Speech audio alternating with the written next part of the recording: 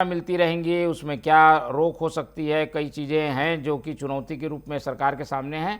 सवाल लेते हैं चावला जी से। चावला जी, देखिए मोहन जी, ग्राउंड रियलिटी और इवेंट बाजी दोनों में ज़मीन आसमान का अंतर होता है।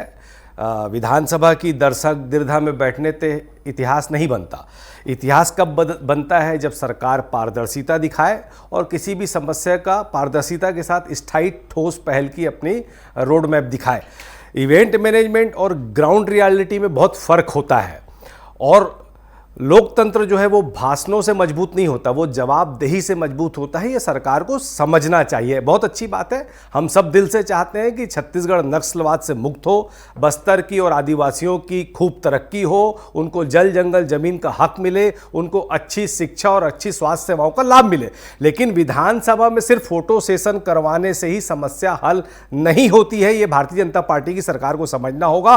और लोकतंत्र में तालियां बजवाना आसान है, लेकिन जवाबदेही तय करना उतना ही मुश्किल होता है मोहन जी, क्योंकि नक्सलवाद जो है वो सिर्फ बंदूक की समस्या नहीं है, यह विश्वास, विकास और अधिकार की समस्या है। सरकार को यह भी बताना चाहिए कि उन्होंने आदिवासियों के जल जंगल जमीन के जो मूलभूत अधिकार हैं उनके मुद्दे पर और आदिवासी युवाओं को रोजगार के लिए उनका ठोस मॉडल क्या है उस पर भी अगर बताते तो अच्छा होता। सरकार यह भी बताना चाहिए कि जो जवान वहां पर शहीद हुए उनके परिवारों के लिए सरकार ने क्या ठोस कार्य किए हैं, क्योंकि सिर्फ आत्मसमर्पण नहीं चाहिए, हमें जो है वो ठोस समाधान चाहिए। हम सरकार से सिर्फ यही कहते हैं कि डेटा मत रखिए, ड्रामा मत रखिए, लेकिन आप ओरिजिनल डाटा रखिए। सिर्फ जो है ड्रामेबाजी मत कीजिए। इवेंट नहीं, एविडेंस चाहिए, दावा नहीं, दस्तावेज चाहिए, और तालियां नहीं, ट्रांसपेरेंसी चाहिए। क्योंकि आपको यह भी बताना पड़ेगा कि आपने क्या बस्तर में हर प्रोजेक्ट के लिए ग्राम सभा की सहमति लेकर आप विकास कार्य कर रहे हैं कि सिर्फ अडानी के लिए काम कर रहे हैं।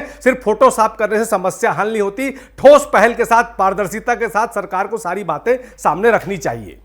ठीक है, ठोस पहल हुई है कि नहीं हुई है वो भी हम सवाल कर लेंगे, लेकिन अभी तो दिखाई दे रहा है कि भाई नक्सली मुख्य धारा में आ रहे हैं, समर्पण कर रहे हैं। इसका मतलब नीति अच्छी है तब तो समर्पण हो रहा है।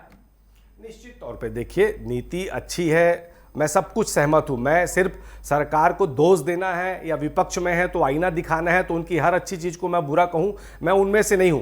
मैं ये कहता हूं हमारा सोच और सरकार का सोच और हर जनप्रतिनिधि की सोच क्या होती है कि हमारे क्षेत्र के या आदिवासी बाहुल्य प्रदेश है, इसलिए हमारे प्रदेश के जो आदिवासी भाई हैं जिनका मूल अधिकार है, जल जंगल जमीन की जो रक्षा करते हैं, प्रकृति की जो पूजा करते हैं, जिनका बस्तर पर पहला हक है, अगर आप नक्सली समस्या हल कर रहे हैं तो आपको पारदर्शिता के साथ डेटा प्रस्तुत करना चाहिए, ना कि इवेंट बाजी करके सिर्फ जो है एक श्रेय लेने की राजनीति नहीं करनी चाहिए। सरकार को साथ साथ यह भी बताना चाहिए कि वहां के स्कूल, शिक्षा और आदिवासियों की जमीनों के लिए, आदिवासियों को मकान देने के लिए, उनके बच्चों के पुनर्वास के लिए सरकार वहां क्या कदम उठा रही है और कितने आदिवासियों को किस किस तरीके से आर्थिक मदद की, उसका पूरा डेटा भी सामने आना चाहिए। हम सिर्फ इतना चाहते हैं।